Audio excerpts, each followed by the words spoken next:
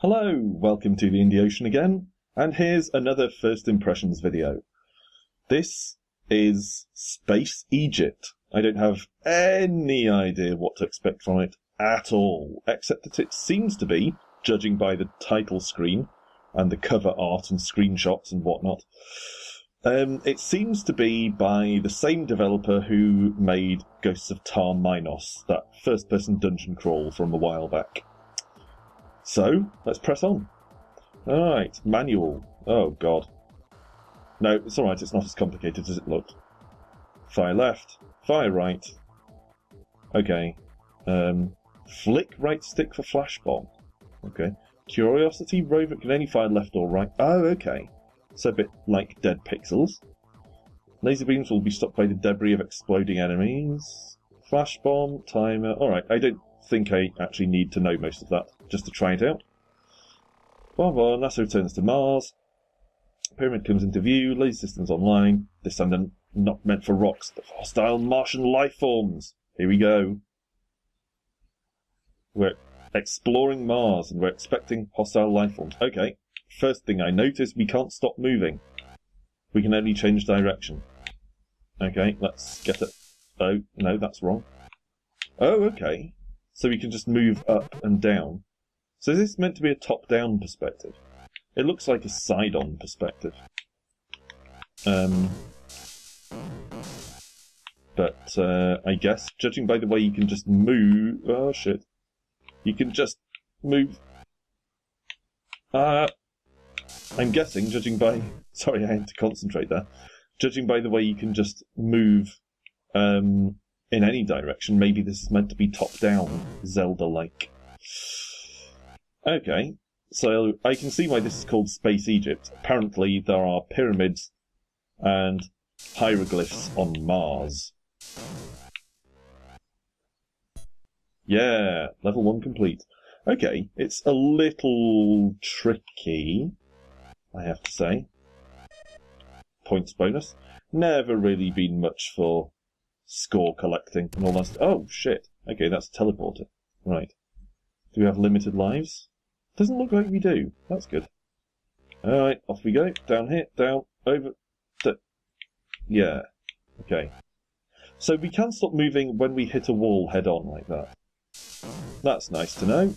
Right, get the key. Always get keys in games.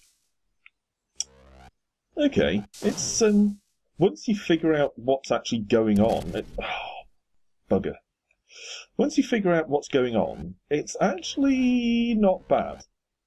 So far I don't feel like I'm going to buy it, because I think I already have more games than I have time to play, so I can't see myself using any of that time playing this, in all honesty. I don't think it offers enough. But, having said that, if I didn't have a huge backlog of games, if it was just this, you know, picking this up as a curio for 80 Microsoft points, I think. Although I didn't note it beforehand, so possibly not. Ah, shit. It's not bad.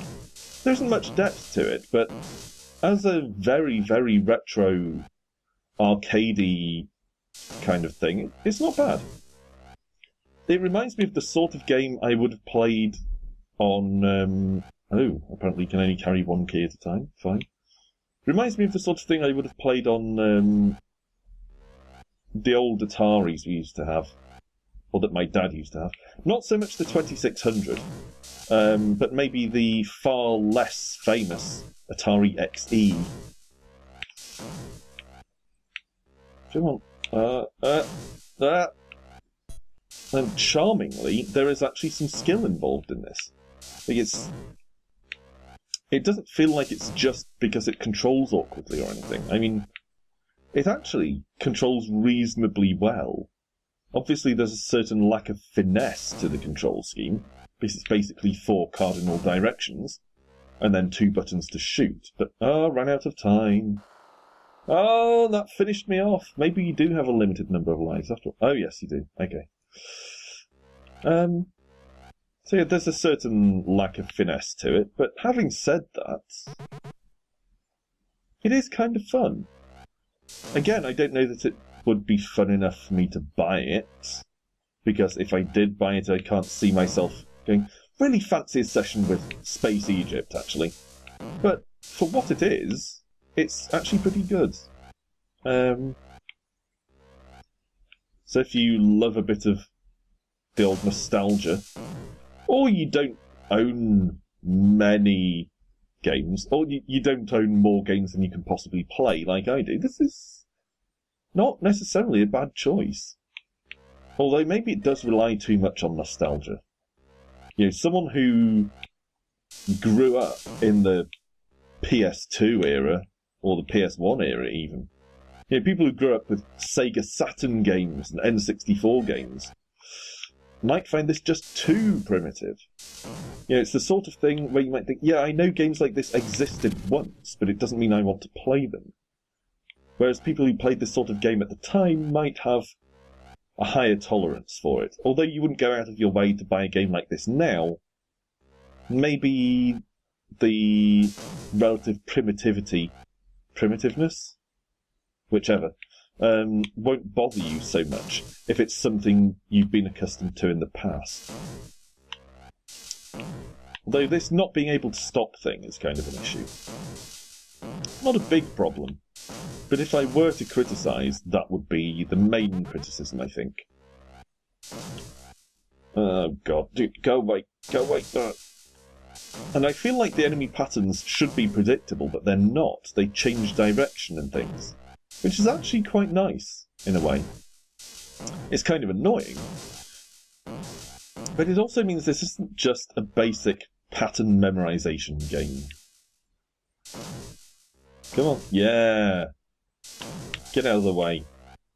Alright, almost there. Not going to bother going for that treasure, since we don't have much time in the demo. Oh, I still have a key. Made the same mistake as last time. Okay, come on, Mars rover. Actually, if I were to make one criticism, it would be that annoying bloody sound when enemies spawn. Wah, wah, wah, wah. Stop it! It's giving me a headache. Okay, back we go. Oh, I only have a few seconds left. Man, this is actually quite tough. I don't know how I'm meant to get both the keys and make my way to the exit in that time. Alright, here we go. Let's do this. Let's rush. Okay, down we go. Into the teleporter. Wah, wah, wah, shut up. Hey.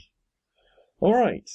Well, that's Space Egypt for you. And I would say I'm not going to buy it.